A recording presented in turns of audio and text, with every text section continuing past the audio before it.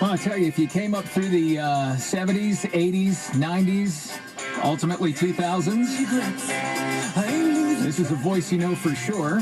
Lou Gramm, fantastic career with Foreigner and a solo career too. Cold as Ice, Waiting for a Girl Like You. I Want to Know What Love Is. I Don't Want to Live Without You. Midnight Blue. Lou joins us then. That's all. Yeah, I mean, come on, Lou, step it up. Good morning.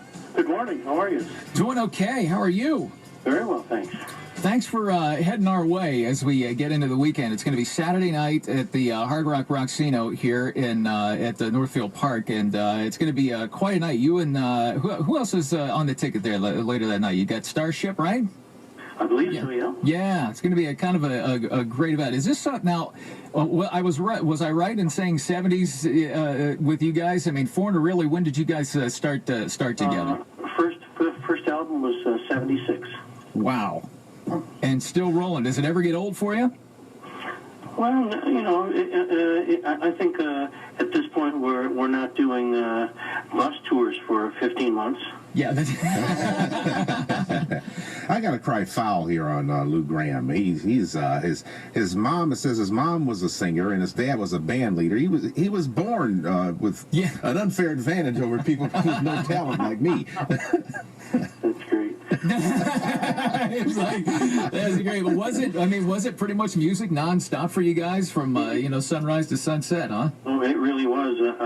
My brothers and I, we'd get up and my mom would have the big band radio station on, and I think I listened to more of Frank Sinatra and Tony Bennett before I ever heard the Beatles.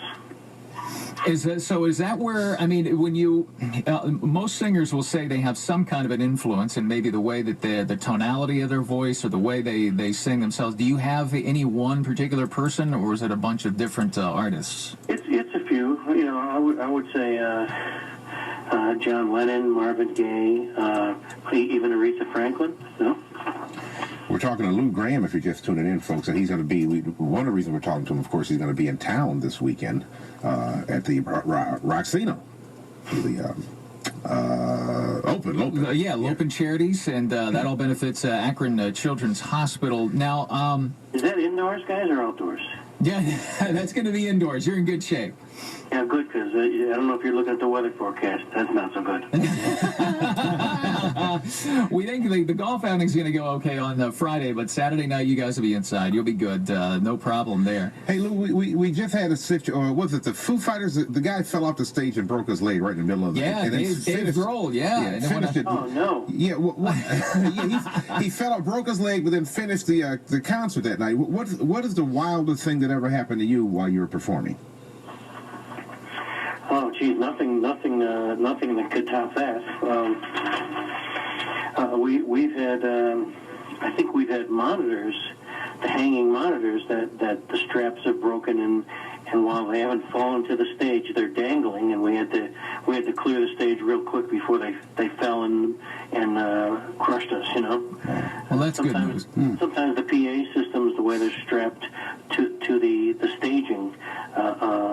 At some point, with all the vibrations on stage and stuff, they could let go, and that can get pretty crazy. You know, when you guys, when you started out with Foreigner, and again, you're working solo stuff now, I mean, how much has, other than the obvious with, the technology and that sort of thing, how much has the business changed, for you? Maybe if Foreigner was trying to, start up now, how different would it be compared to the way it was for you guys? Were you just sort of a garage band that got out there and was just getting it done? No, actually, the band, Mick Jones was forming the band, heard my voice on a band that I was already in, Black Sheep. They were signed to Capitol Records, and got in touch with me and asked me if I wanted to come to New York and audition. And I did, and I ended up joining that band, and that became Foreigner. And we auditioned in front of about 7 or 8 record companies, one at a time. And then when we were signed to Atlantic Records, they had a promotion department and distribution department and everything. But most of the big conglomerate record companies now, they're just shadows of what they used to be, and people now go on independent labels and basically count on their sales from downloads.